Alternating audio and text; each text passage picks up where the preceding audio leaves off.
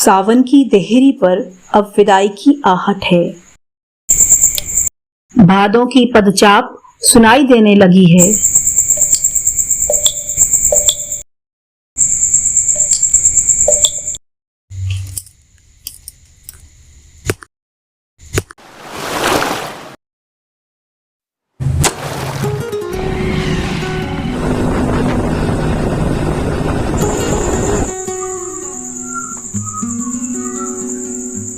सावन अपनी हरी पोटली में ऋतु रत्न समेटे भादों को विरासत में देकर जाने की तैयारी में है।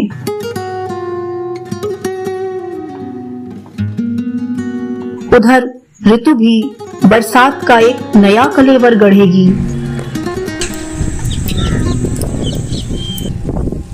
आकाश में बादल उमड़ घुमड़ रहे हैं। अब ये बरसेंगे या मात्र गरज कर चले जाएंगे, ये रहस्य बाद में ही खुलेगा।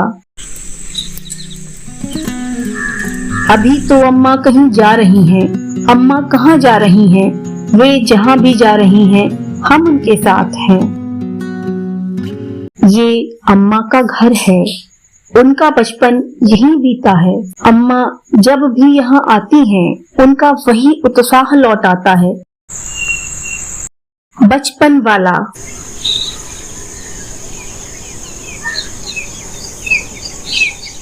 चिड़िया और लड़की का स्वभाव उड़ जाना ही है, शायद उड़ जाना ही है।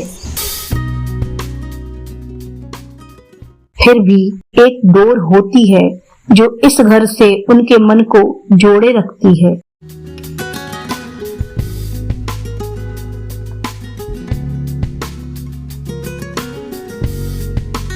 यहाँ गौशाला है, प्यारी गैया हैं, भोले बछड़े हैं।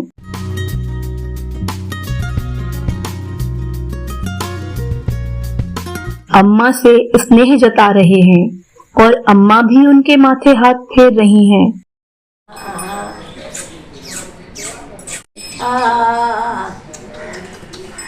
बड़ा ही सुखद दृश्य है। हम भी अम्मा के इस स्नेह भरे क्षण में हाथ बटा लेते हैं। उनका अपनापन, शांत आंखें और गले की घंटी की मधुर ध्वनि, इनको छोड़कर जाने का मन नहीं करता। फिर घर भी लौटना है।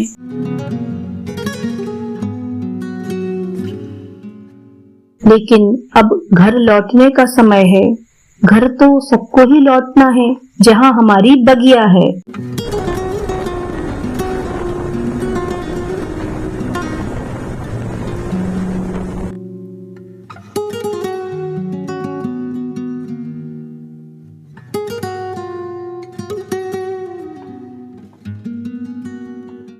घर लौटे तो बचपन हमारी प्रतीक्षा कर रहा था। ये फूल सा बचपन है या बचपन सा फूल? नन्हे नन्हे फूल खिलते फूलों के साथ खेल रहे थे। ये बच्चे अभिनय करके बता रहे हैं कि अम्मा जब आप यहाँ नहीं थी तो यहाँ धूप थी, गर्मी थी। इस वृक्ष ने उन्हें छांव दी, आश्रय दिया और वे उसका आभार जता रहे हैं। ये बच्चे पेड़ पौधों को पहचानते हैं, अभी बहुत धीमे स्वर में बात कर रहे हैं। हम पास जाएं तो शायद इनकी कोई बात हम तक पहुँचे। अब बच्चे घर जाना चाहते हैं, कह रहे हैं हम फिर आएंगे और खूब सारी बातें करेंगे, तेज स्वर में। और बच्चे हंसते मुस्कुराते लौट गए अपने घर। बच्चे चले गए, लेकिन कोई और है जो यहीं रहेगा, क्योंकि यही उसका घर है और यही झूला।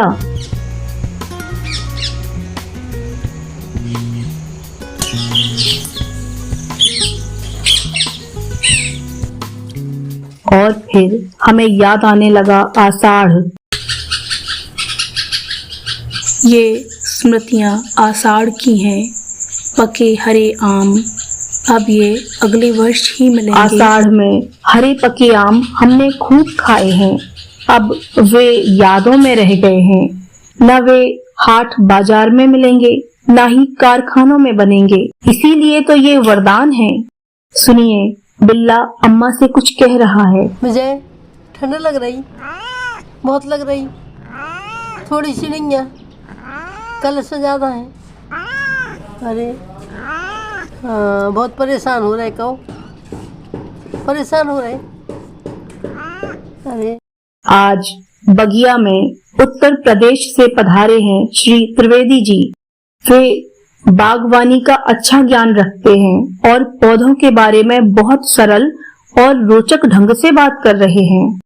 आइए सुनते हैं उनकी और अम्मा की बातें। जो ताइवान को है वो ताइवान को है। अबे उम्र करे तब फर्क हो। ये ज्यादा बड़ा नहीं भैया, अच्छा हो जाए। अच्छा गोल हो जाए। ठंडक अच्छा में हमें बस ठंड। नहीं उनके नहीं। देखो होता है चरोल खड़ी, ये चरोल खड़ी ये बड़े हो जाए पेड़ बहुत नुकसान कर। और जे तो लगे रंग है। जो सीताफल है जो तो छोटे पेड़ डबल डबल लगे सब में, दो होते लगे, दो होते लगे, दो होते लगे। इनको कहा ज्यादा मीठी हो। बराई और गन्ना में क्या अंतर है? बराई पतली हो तो उनकी ज्यादातर गुड़ बनत बराई हो, शक्कर बनत। गन्ना मिल में गन्ना मोटा हो या पतली हो, आज बहुत पतली हुई और मीठी ज्यादा हुई। अच्छा अच्छा। रस ज्यादा। और एकादशी में कौन को प्रयोग होता? दो ही हो। एकादशी में ज्यादातर आदमी वैसे तो होती है बराई की पूजा।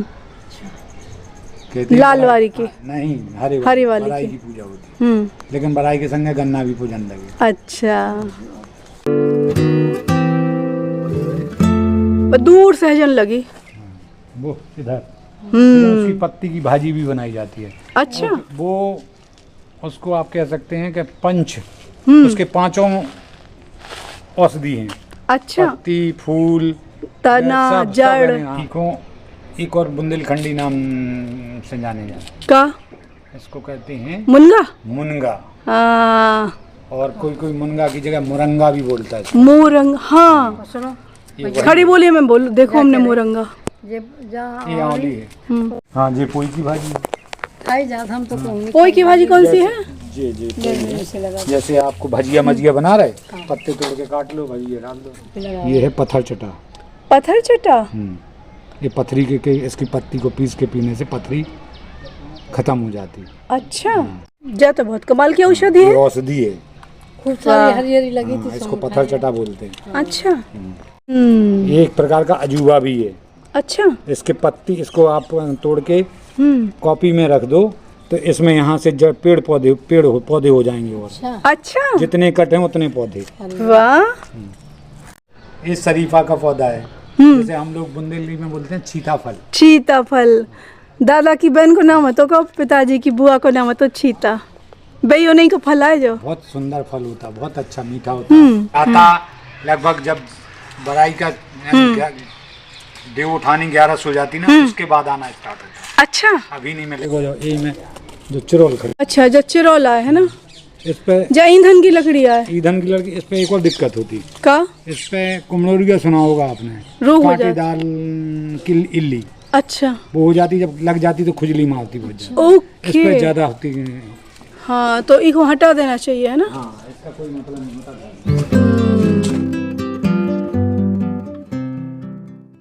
ये देखिए आप, लंबा बैगन।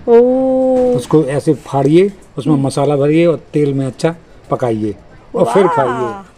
स्वाद इसमें फूल आ रहा है और आपके लिए ये फल दे रहा है।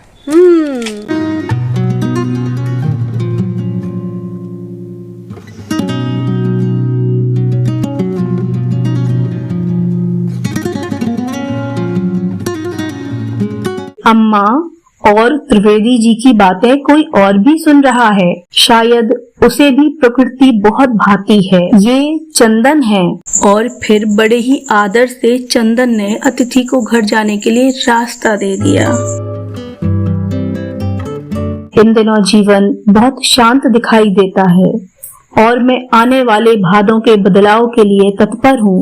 हालांकि हम बदलाव को स्वीकारना नहीं चाहते, जबकि बदलाव आवश्यक है। प्रकृति अपनी व्यवस्था बदलती रहती है और फिर एक दिन सब ठीक हो जाता है, चाहे कितनी भी तेज हवाएं चलें।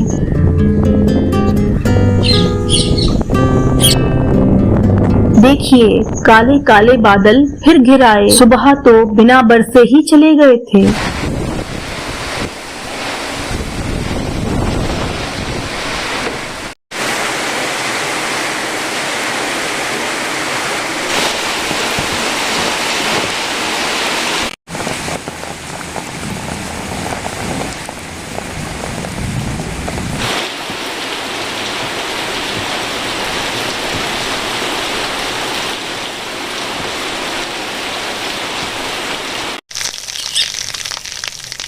सुबह के गरजते बादल संध्या को बरसकर शांत हो गए हैं। सांझ विश्राम की अवस्था में है।